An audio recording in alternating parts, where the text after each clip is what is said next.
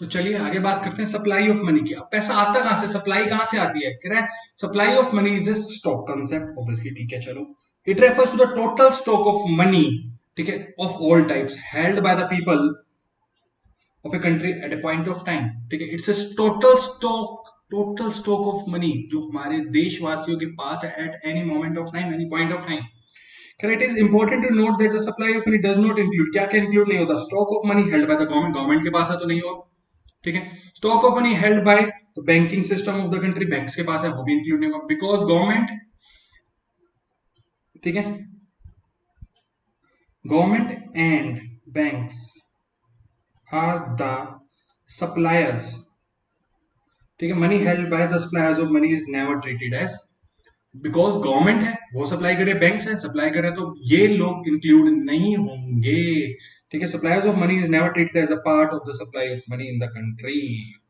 Supply of money includes only that stock of money, ठीक है, which is held by the people other than the supplier, suppliers के अलावा जो पैसा है बाकी लोगों के पास एक्सेप्ट गवर्नमेंट एंड बैंक्स, वो इंक्लूड होगा। In other word, supply of money refers to that stock of money which is held bye those who demand money, not by who, जो सप्लाई करते हैं, जो पैसा हम लेते हैं मांगते हैं वो इंक्लूड होंगे, जो देते हैं वो इंक्लूड होंगे। बात समझे, ओके। तो who are the producers, the bank and the government and the bank. कह रहा है मेजर्स ऑफ मनी, कह रहा है in India there are 4 alternative measures of money, ठीक है। Popularly M1, M2 and M4। आपके सिलेबस में M1 है, सिर्फ M1 के बाद M2, M3, M4। ये मैं आपको एक छोटा सा हिंट जरूर दे दूंगा, आई बात समझ में, चलो। M1 क्या है, कह रहा है according to M1 measurement money supply includes C plus DD plus OD। C plus DD plus OD क्या है, C refers to the currency held by the public, जिसमें कॉइन्स और पेपर्स आ जाते हैं, notes. DD is the demand deposit, ठीक है, of the people with the commercial banks, ठीक है। These are checkable deposits which can be withdrawn और ट्रांसफर्ड ऑन डिमांड, सिंपल सी बात है, डिमांड डिपॉजिट्स हो गए DD। CCOD जिसे हम बात करते हैं अदर डिपॉजिट्स, जिसमें क्या क्या आता है, demand deposit with RBI of PFI, like NABARD के पास है जो national bank of agriculture and rural development. Demand deposit with RBI of foreign central banks end of the foreign governments, जो RBI के पास फॉरेन गवर्नमेंट का रखा हुआ है, या फिर इंटरनेशनल फाइनेंशियल इंस्टीट्यूशन का डिमांड डिपॉजिट जो रखा हुआ है, IMF जिसे हम बोलते हैं, इंटरनेशनल मॉनेटरी फंड, या फिर वर्ल्ड बैंक का जो RBI के पास रखा हुआ है।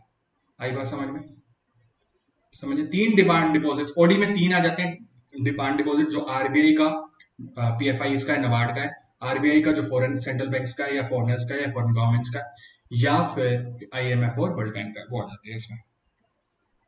ओडी में क्या नहीं आता, deposits of the government of the country with RBI, खुद की कंट्री का RBI के पास जो पैसा रखा है वो नहीं आएगा। Deposit of the country banking system with RBI, जो बैंक का पैसा पड़ा था, आप आगे पढ़ेंगे बैंकिंग सिस्टम, उसमें आपको पता चल जाएगा क्या होता है, कौन कौन सा पैसा, रेपो रेट वगैरह जब आप पढ़ेंगे ना तो उसमें आपको समझ आएगा। चलिए अब एक छोटी बात, net demand deposit and gross demand deposit क्या है, ठीक है। कह रहा डिस्टिंक्शन में भी drawn gross demand deposit and net demand deposit with commercial bank. Gross का क्या मतलब है, इंक्लूड इंटर बैंकिंग क्लेम्स, एक बैंक का दूसरे बैंक के ऊपर जो होता है वो इंक्लूड होता है, वो ग्रॉस में आ जाता है। नेट बैंकिंग में वो इंक्लूड नहीं होता है। Inter banking claims, main net और ग्रॉस में सिर्फ एक ही डिफरेंस है डिमांड डिपॉजिट का, inter banking claims, inter bank आपस में बैंक का, एक बैंक से दूसरे बैंक का, ग्रॉस में इंक्लूड होगा और नेट में नहीं होगा। Only net demand deposit are taken as a part of money supply, तो हम लेते भी सिर्फ क्या है, नेट डिमांड लेते हैं, यानी हम हटा देते हैं इंटर बैंकिंग क्लेम्स को, समझे। कह रहा term deposit and demand deposit, term deposit are always of a specific period of time, ठीक है, लाइक फिक्स डिपॉजिट एक पीरियड के लिए होता है। डिमांड डिपॉजिट्स हैं वो कोई स्पेसिफिक पीरियड ऑफ टाइम के लिए नहीं होते। Depositors can not withdraw money in FD में, हम पैसा नहीं ले सकते, ठीक है, फिक्स डिपॉजिट्स में, तो यानी डिमांड DD में नहीं ले सकते।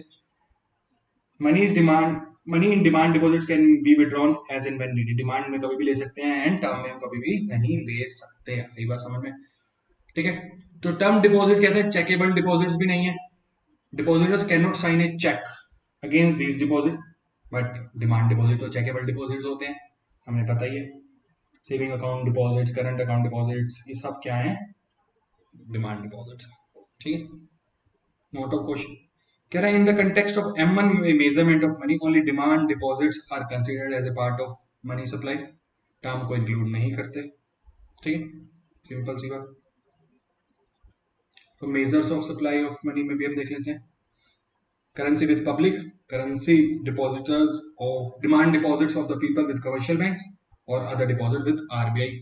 ठीक है, और उसमें भी कौन सा अदर में आ रहा है हमारे पास, सिर्फ और सिर्फ नबार्ड वाला जो हमने देखा, उसके बाद फॉरेन बैंक का जो देखा डिमांड डिपॉजिट, और आईएमएफ और वर्ल्ड बैंक का।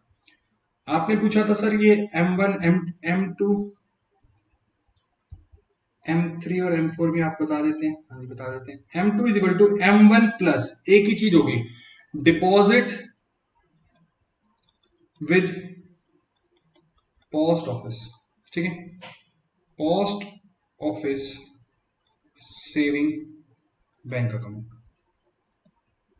इसमें ऐड कर देंगे तो M2 बन जाएगा।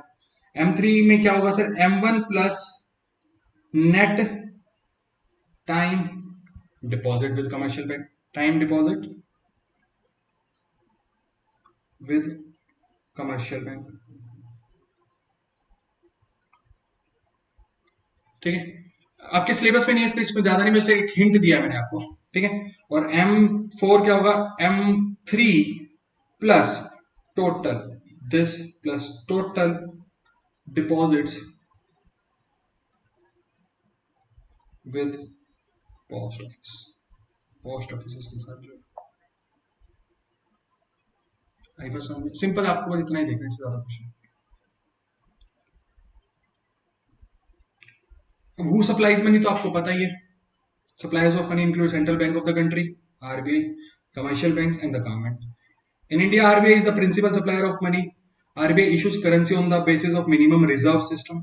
इसमें क्या होता है मिनिमम रिजर्व सिस्टम में, कह रहा है reserve bank maintains a minimum reserve of 200 crore in the form of gold and foreign security, जिसमें से 115 करोड़ गोल्ड के फॉर्म में होता है must. Commercial bank are the second significant source of money supply. Unlike the central bank, commercial bank do not have the authority to issue the currency. Central bank के पास नहीं है, RBI कर सकता है सिर्फ। Commercial bank cannot issue the notes and coins. ठीक है, yet they are the suppliers of money. Commercial bank suppliers तो हैं, but create नहीं कर सकते ना।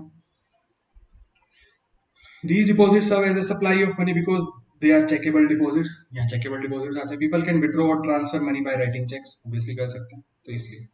और government is the third source. Ministry of finance issues 1 rupee notes and coins to all the denomination. Simple. एक छोटी सी बात आती है जिसे हम बात करते हैं bank money and high powered money. Bank money refers to demand deposit, ठीक है, with the commercial bank. High powered money is the sum total of currency held by the people, vault cash of the monetary base और base money in the economy. While currency held by the people is a part of money supply, vault cash of the commercial bank as well as cash reserve of the commercial bank with RBI are not a part of money supply. ठीक है, as already noted, stock of money held by the suppliers of money is वो money supply में नहीं आता। Simple सी बात है, आई बात समझ में।